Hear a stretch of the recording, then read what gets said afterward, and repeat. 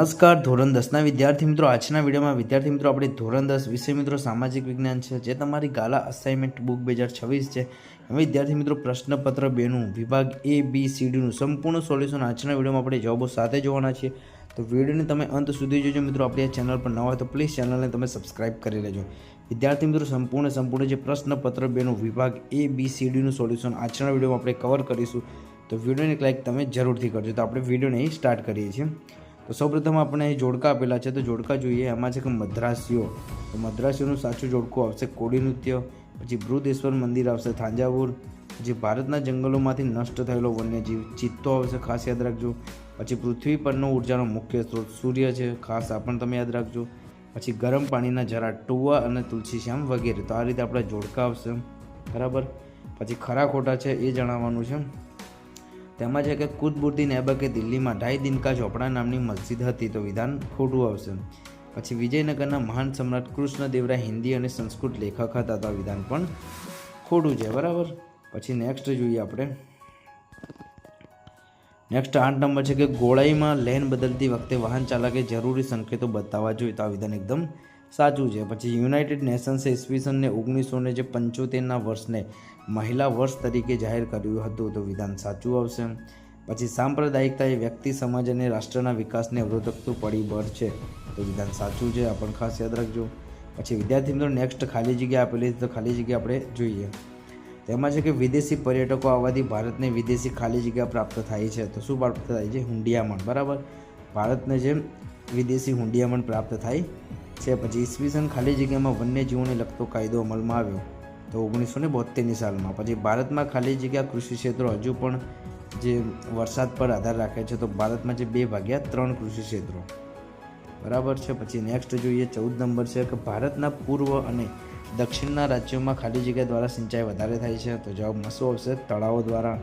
પછી વ્યાપાર તુલનાને હકારાત્મક બનાવવા સરકારે ખાલી જગ્યા પ્રોજેક્ટ શરૂ કર્યો છે, તો મેક ઇન ઇન્ડિયા. ઓકે. પછી નેક્સ્ટ વિકલ્પો છે કે ભારત સરકારે રાષ્ટ્રીય સ્મારકોની જાળવણીનું કામ કોને સોંપ્યું છે? તો પુરાતત્વ ખાતાને. પછી ઓડિશાની કઈ નદી મુખ્ય ત્રિકોણ પ્રદેશ ધરાવે છે? તો મહાનદી આવશે. આ પણ મોસ્ટ ટાઈમ્પી છે. પછી ભારતનું કયું રાજ્ય તેના સ્પષ્ટ વાવેતર ક્ષેત્રના સંદર્ભમાં સૌથી વધુ સિંચાઈ ક્ષેત્ર ધરાવે છે? તો કઈ આવશે? ઓપ્શન એ આવશે, પંજાબ, બરાબર. પછી નીચે દર્શાવેલ કઈ બાબત સેવા ક્ષેત્રમાં સામેલ નથી તે ઓળખીને બતાવો, તો ધાતુઓનું ખોદકામ, બરાબર. પછી 20 નંબરનો જે પ્રશ્ન છે કે કઈ પદ્ધતિને મુક્ત અર્થતંત્ર કહે છે? તો બજાર પદ્ધતિને કહેવાય. પછી 1-2 શબ્દોમાં જવાબ લખવાના છે. એમાં 21 નંબર છે કે ભારતમાં કયા 3 પ્રકારના રેલ માર્ગો જોવા મળે છે? તો બ્રોડ ગેજ, મીટર ગેજ અને નેરો ગેજ, બરાબર. પછી ભારતને કુલ કેટલા કિલોમીટર દરિયા કિનારો મળેલ છે? તો આશરે 7517 કિમી, બરાબર. 7517 કિમી જેટલો. પછી જે નેક્સ્ટ છે કે ટાંકણીથી લઈને મોટા યંત્રો સુધીનું ઉત્પાદન કયા ક્ષેત્રમાં કરવામાં આવે છે? તો દ્વિતીય ક્ષેત્રમાં. પછી કઈ પદ્ધતિમાં વ્યક્તિનું આર્થિક સ્વાતંત્ર્ય જળવાય છે? તો વ્યક્તિ જે બજાર પદ્ધતિમાં આવશે, બરાબર. પછી નેક્સ્ટ વિભાગ બી જોઈએ આપણે મિત્રો. વિભાગ બીમાં દરેક પ્રશ્નના 2 ગુણ છે. એમાં 25 નંબરનો પ્રશ્ન છે કે અથવામાં છે કે ઓસ્ટ્રેલોઇડ પ્રજાએ ભારતની સંસ્કૃતિ અને સભ્યતાના વિકાસમાં જે મહામૂલો ફાળો આપ્યો છે, સ્પષ્ટ કરો. મિત્રો આ પ્રશ્ન મોસ્ટ ટાઈમ બી છે, ઘણી વખત બોર્ડમાં પૂછાયેલો છે, તો ખાસ ધ્યાન આપજો. તો કે ઓસ્ટ્રેલોઇડ એટલે કે નિષાદ પ્રજાએ ભારતીય સંસ્કૃતિ અને સભ્યતાના વિકાસમાં નીચે મુજબ ફાળો આપ્યો છે. તેઓ માટીના વાસણો બનાવવા, ખેતી કરવી, સુતરાઉ કાપડનું વણાટકામ કરવું જેવા કૌશલ્યો ધરાવતા હતા, અને તેઓ પોતાની ધાર્મિક માન્યતાઓ ધરાવતા હતા.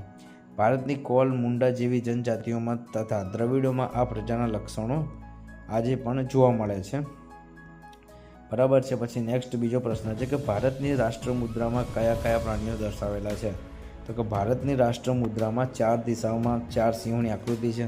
તેની નીચે ગોળાકાર પીઠિકા પર 4 દિશામાં હાથી, ઘોડો, સાંઢ એટલે કે આખલો અને સિંહના શિલ્પ છે. આ ઉપરાંત ધર્મચક્ર પણ અંકિત છે. આ રીતે આવશે ભારતની રાષ્ટ્ર મુદ્રામાં જે આ પ્રાણીઓ દર્શાવેલા છે, બરાબર. આ ખાસ યાદ રાખજો. પછી લોથલના કારીગરો ધાતુઓમાંથી શું બનાવતા હોવાનું મનાય છે? તો લોથલના કારીગરો તાંબા અને કાંસા જેવી ધાતુઓમાંથી વિવિધ વસ્તુઓ બનાવતા હતા. તેઓ ધાતુમાંથી દાંતરડા, કરવત, સોયો, વાળ જેવા હજારો અને વાસણો, મૂર્તિઓ તથા પાત્રો બનાવતા હોવાનું મનાય છે, બરાબર. પછી 28 નંબર છે અથવાનો પ્રશ્ન છે કે ભવાઈ વિશે ટૂંકમાં માહિતી આપો. મિત્રો આ પણ બોર્ડ એક્ઝામમાં ઘણી વખત પૂછાયેલો પ્રશ્ન છે, તો આ પણ ખાસ તમે તમારી એક્ઝામ માટે તૈયાર કરી લેજો. ભવાઈવાળો પ્રશ્ન, બરાબર. તો આમાં જવાબમાં છે કે ભવાઈ એ ગુજરાતની આશરે 700 વર્ષ જૂની વિશિષ્ટ નાટ્યકલા છે. જે શાસ્ત્રકારોએ તેને ભાવપ્રધાન નાટકો કહે છે. તેની શરૂઆતમાં અસાઈન ઠાકરે કરી હતી. તેમાં રંગલો અને રંગલી જેવા પાત્રો દ્વારા સામાજિક કુરિવાજો પર કટાક્ષ કરવામાં આવે છે અને આજે તેનો ઉપયોગ કન્યા કેળવણી અને બેટી બચાવો જેવા સરકારી કાર્યક્રમોના પ્રચાર માટે પણ થાય છે. પછી ફતેહપુર સિકરીનો પરિચય આપવાનો છે. મિત્રો આ પણ એક મોસ્ટ ટાઈમ પ્રશ્ન છે, આ પણ તમે ખાસ તૈયાર કરી લેજો, બરાબર. એનો જવાબ હું વાંચતો નથી, તમે તમારી રીતે વાંચી લેજો. પછી 30 નંબર છે કે તાજમહાલ વિશે ટૂંક નોંધ લખો. આ પણ એક મિત્રો મોસ્ટ ટાઈમ પ્રશ્ન છે. તો તાજમહાલ જે આગ્રામાં યમુના નદીના કિનારે આવેલો છે, તેનું નિર્માણ મુગલ બાદશાહ શાહજહાંએ પોતાની બેગમ મુમતાજ મહાલની યાદમાં કરાવ્યું હતું. તે સફેદ આરસ પહાડથી બનેલો છે અને એ દુનિયાની 7 અજાયબીઓમાં સ્થાન પામે છે. તાજમહાલ ભારતીય સ્થાપત્ય કલાનો ઉત્કૃષ્ટ નમૂનો છે, બરાબર. તાજમહાલ વિશે ટૂંક નોંધ આવી રીતે આવશે. પછી 32 નંબરનો પ્રશ્ન છે કે આજે બિનપરંપરાગત ઉર્જા શક્તિનો ઉપયોગ શા માટે વધ્યો છે? તો કે બિનપરંપરાગત ઉર્જા શક્તિનો ઉપયોગ વધવાના મુખ્ય કારણો છે તો કે કોલસો અને પેટ્રોલિયમ જેવા પરંપરાગત ઉર્જા સ્ત્રોતની જથ્થો મર્યાદિત અને વિભાજ્ય છે. તેના ઉપયોગથી પર્યાવરણ પ્રદૂષિત થાય છે અને સૌર ઉર્જા, પવન ઉર્જા જેવા બિનપરંપરાગત સ્ત્રોતો અખૂટ, સસ્તા અને પ્રદૂષણ મુક્ત છે, બરાબર. પછી 33 નંબરનો છે કે કોલસાના ઉપયોગો જણાવો. આ પણ મિત્રો એક IMP પ્રશ્ન છે, ઘણી વખત આ પણ બોર્ડમાં પૂછાયેલો છે. તેના જવાબમાં છે કે કોલસાના મુખ્ય ઉપયોગો નીચે મુજબ છે. તાપ વિદ્યુત મથકોમાં વીજળી ઉત્પન્ન કરવા માટે, પછી ઘર વપરાશના જે બળતણ રાંધવા માટે અને ગરમી મેળવવા માટે, પછી ધાતુ ગાળવાના કારખાનામાં અને રેલવે એન્જિન ચલાવવા માટે, બરાબર છે, જે કોલસાનો ઉપયોગ થતો હોય છે. પછી મને ઓળખો. મને ભારતની સિલિકોન વેલી કહે છે અને મને સનરાઈઝ ઇન્ડસ્ટ્રી એટલે પણ કહે છે. તેના વિશે તેમાં છે જવાબ છે કે બેંગલુરુ એટલે કે કર્ણાટક, ભારતનું બેંગલુરુ શહેર જે તેની વિકસતી ટેકનોલોજી, સ્ટાર્ટઅપ જે ઇકોસિસ્ટમને કારણે ભારતની સિલિકોન વેલી તરીકે ઓળખાય છે. આ શહેર દેશમાં IT ઉદ્યોગનું મુખ્ય કેન્દ્ર છે અને ઘણી મોટી IT કંપનીઓના ઘર પણ ત્યાં છે, બરાબર. પછી પ્લાસ્ટિક ઉદ્યોગ છે. પ્લાસ્ટિક ઉદ્યોગને તેની ઝડપી વૃદ્ધિ અને અર્થતંત્રમાં વધતા મહત્ત્વને કારણે સનરાઈઝ ઇન્ડસ્ટ્રી તરીકે પણ ઓળખવામાં આવે છે. આ ઉપરાંત ઇલેક્ટ્રોનિક્સ, ઇલેક્ટ્રિક વાહનો, રિન્યુએબલ એનર્જી અને હેલ્થકેર જેવા અન્ય ઘણા ઝડપથી વિકસતા ક્ષેત્રોનો પણ સનરાઈઝ સેક્ટર જે કહેવાય, બરાબર. અને આ ઉદ્યોગો જે ભવિષ્યમાં આર્થિક વિકાસ, નવીનતા અને રોજગાર નિર્માણમાં મહત્વપૂર્ણ ભૂમિકા ભજવવાની ક્ષમતા ધરાવે છે. પછી 35 નંબરનો પ્રશ્ન છે કે ભારતમાં જહાજ બાંધવાના મુખ્ય કેન્દ્રો કેટલા છે, તે કયા કયા આવેલા છે, બરાબર. તો આ પણ મિત્રો IMP પ્રશ્ન છે. એમાં છે કે ભારતમાં જહાજ બાંધવાના 5 મુખ્ય જહાજ ક્ષેત્રના કેન્દ્રો છે. વિશાખાપટ્ટનમ, કોલકાતા, કોચી, મુંબઈ અને માર્મ ગોવા ખાતે આવેલા છે, બરાબર. પછી 36 નંબર છે કે ટૂંક નોંધ લખો. જમ્મુ કાશ્મીરમાં આતંકવાદ. તો એમાં છે કે કાશ્મીરમાં આતંકવાદ એક જટિલ અને બહાપરિમાણીય જે સમસ્યા છે, જે દાયકાઓથી ક્ષેત્રને પ્રભાવિત કરી રહી છે. પાકિસ્તાન દ્વારા પ્રાયોજિત સીમા પાર આતંકવાદને કારણે આ પ્રદેશમાં હિંસા, અસ્થિરતા અને માનવતાવાદી સંકટ પેદા થયું છે. આતંકવાદી સંગઠનો યુવાનો ગેરમાર્ગે દોરીને જે અલગતાવાદી ભાવનાઓ ભડકાવીને અને ઘૂસણખોરી દ્વારા પોતાની પ્રવૃત્તિ ચલાવે છે. તેઓ સુરક્ષા દળો, સરકારી મિલકતો અને નિર્દોષ નાગરિકોને નિશાન બનાવે છે અને જે ભય અને જે અસુરક્ષાનો માહોલ જે ઊભો થાય છે, બરાબર. અને જે ભારત સરકારે આતંકવાદને ડામવા માટે સુરક્ષા દળોની તૈનાતી, ઘૂસણખોરી વિરોધી પગલાં અને આતંકવાદી નેટવર્કને નષ્ટ કરવા જેવી કડક નીતિઓ અપનાવી છે. આ સાથે સરકાર નિકાસ યોજનાઓ અને રોજગાર સર્જન અને સ્થાનિક લોકો સાથે સંવાદ દ્વારા શાંતિ અને સ્થિરતા પુનઃસ્થાપિત કરવા માટે પણ પ્રયત્નશીલ છે. તો આ રીતે જવાબ આવશે. પછી આતંકવાદ એ વૈશ્વિક સમસ્યા છે, એના પર નોંધ લખવાની છે. મિત્રો આ પણ એક IMP પ્રશ્ન છે, તમારી બોર્ડ એક્ઝામમાં પૂછાઈ શકે એવો છે, તો ખાસ આનો જવાબ તમે વાંચી લેજો, બરાબર. પછી નેક્સ્ટ વિભાગ C છે કે નીચેનું ચિત્ર જોઈને પ્રશ્નોના ઉત્તર લખવાના છે. આ કયા સ્તૂપનું ચિત્ર છે? આ સાંચીના સ્તૂપનું જે ચિત્ર આવશે. પછી આ સ્તૂપ કયા રાજ્યમાં આવેલો છે? તો કે આ સ્તૂપ મધ્યપ્રદેશ રાજ્યમાં આવેલો છે. પછી આ સ્તૂપ કયા ધર્મના સ્થાપત્ય કલાનો અમૂલ્ય નમૂનો છે? તો કયો આવશે? આ સ્તૂપ બૌદ્ધ ધર્મના સ્થાપત્ય કલાનો અમૂલ્ય નમૂનો છે, બરાબર. નેક્સ્ટ મિત્રો છે કે ગુજરાતના પ્રસિદ્ધ સૂર્ય મંદિર મોઢેરાનો પરિચય આપવાનો છે. આ પણ એક આઈએમપી પ્રશ્ન છે, સૂર્ય મંદિરવાળો મિત્રો. આ પણ જે મોસ્ટ આઈએમપી છે. આ જે પ્રશ્ન ઘણી વખત બોર્ડ એક્ઝામમાં પૂછાતો હોય છે, તો આનો પણ જવાબ તમારે વાંચી લેવાનો છે અને તૈયાર પણ કરી લેવાનો છે. તેનો પણ તમને સરસ મજાનો જવાબ અંદર આપેલો છે. પછી તક્ષશિલા વિદ્યાપીઠની માહિતી આપો. તો તક્ષશિલા આ પણ એક આઈએમપી છે વિદ્યાપીઠ. તક્ષશિલા વિદ્યાપીઠ જે ભારતની સૌથી પ્રખ્યાત અને વિશ્વની પ્રથમ યુનિવર્સિટીઓમાંની એક હતી. તે હાલના પાકિસ્તાનના રાવલપિંડી પાસે આવેલી હતી અને પ્રાચીન ગાંધાર પ્રદેશની રાજધાની હતી.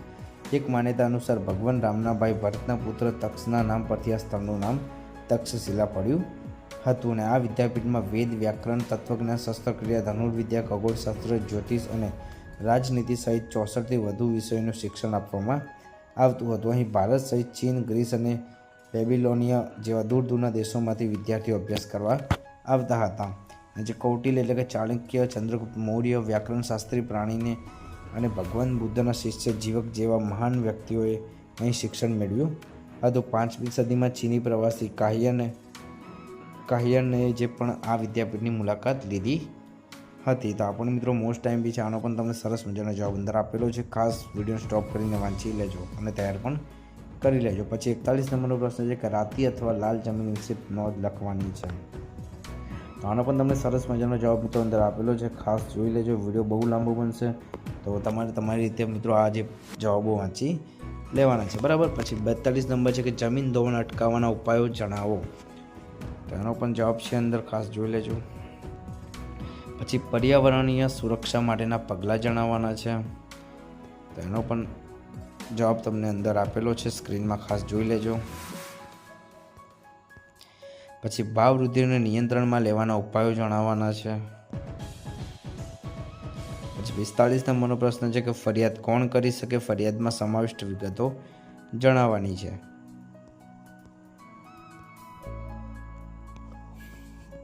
પછી 46 નંબર છે કે ગુજરાત સરકારે મહિલા સમાનતા માટે કઈ કઈ યોજનાઓ અમલમાં મૂકેલ છે. પછી એક પ્રયોગાત્મક વિજ્ઞાન તરીકે રસાયણ વિદ્યાનો પરિચય આપવાનો છે. પછી નેક્સ્ટ મિત્રો વિભાગ ડી છે. તો એમાં છે કે દરેક પ્રશ્નના 4 ગુણ છે. પ્રાચીન ભારતીય ગણિતશાસ્ત્રમાં સાધેલી પ્રગતિ વિશે નોંધ લખવાની છે. આ પ્રશ્ન પણ મોસ્ટ ઇમ્પોર્ટન્ટ છે. આજે મિત્રો ઘણી વખત બોર્ડમાં પૂછાયેલો છે, ખાસ વાંચીને તૈયાર કરી લેજો. જે 49 છે કે જૈવિક ખેતી તરફનું વલણ શા માટે વધી રહ્યું છે, બરાબર. તો એના વિશે તમારે માહિતી લખવાની છે, જવાબ લખવાનો છે. પછી ઘઉંના પાક માટે કયા અનુકૂળ સંજોગો જરૂરી છે, તેનું નોંધપાત્ર ઉત્પાદન કરનારા ભારતના રાજ્યોના નામ જણાવો. આ પણ મિત્રો મોસ્ટ આઈએમપી પ્રશ્ન છે. આનો પણ જવાબ તમને અંદર આપેલો છે, ખાસ જોઈ લેજો. પછી ભારતમાં ગરીબી ઘટાડવાના મુખ્ય ઉપાયો તરીકે સરકારે અમલમાં મૂકેલ કૃષિ વિકાસ માટેના કોઈ પણ 4 કાર્યક્રમની માહિતી આપવાની છે. પછી ધનિક ભારતમાં ગરીબો વસે છે, આ વિધાન સમજાવો. આ પણ એક આઈએમપી પ્રશ્ન છે. પછી નેક્સ્ટ છે કે 53 નંબર ભારતમાં બાળ શ્રમિકોની માંગ વધુ હોવાના કારણે જે જણાવી તેને અટકાવવાના ઉપાયો જણાવવાના છે. અને જે ભારતમાં બાળ શ્રમિકોની માંગ વધુ હોવાના મુખ્ય કારણો નીચે મુજબ છે, તો ખાસ જોઈ લેજો. એના અટકાવવાના ઉપાયો પણ આપેલા છે. પછી તમને આપેલા ભારતના જે રેખાંકિત નકશામાં નીચેની વિગતો યોગ્ય સંજ્ઞાઓ વડે યોગ્ય સ્થાને દર્શાવવાની છે. તો અહીં જે નકશા પૂરતી અહીં જે આપેલી છે, નકશામાં આપણે જે બધા સ્થાનો દર્શાવવાના છે, આ પણ મોસ્ટ ટાઈમ બી છે. ખાસ બધા જ તમે જોઈ લેજો અને તૈયાર પણ કરી લેજો, બરાબર. તો આના પણ તમને ટોટલ વિભાગ ડીની અંદર જે આ બધા 4 ગુણમાં અહીં તમને પૂછશે, બરાબર. વિભાગ ડીમાં બધા પ્રશ્નો તો ખાસ તમે તૈયાર કરી લેજો. તો વિદ્યાર્થી મિત્રો આજના વિડીયોમાં આટલું આવ્યું કે તમને આ વિડીયો ગમે છે. વિડીયો ગમે તો વિડીયોને એક લાઇક કરજો. ચેનલને મિત્રો જરૂરથી સબસ્ક્રાઈબ પણ તમે કરી લેજો. Thank you so much for watching. જય હિન્દ, જય ભારત.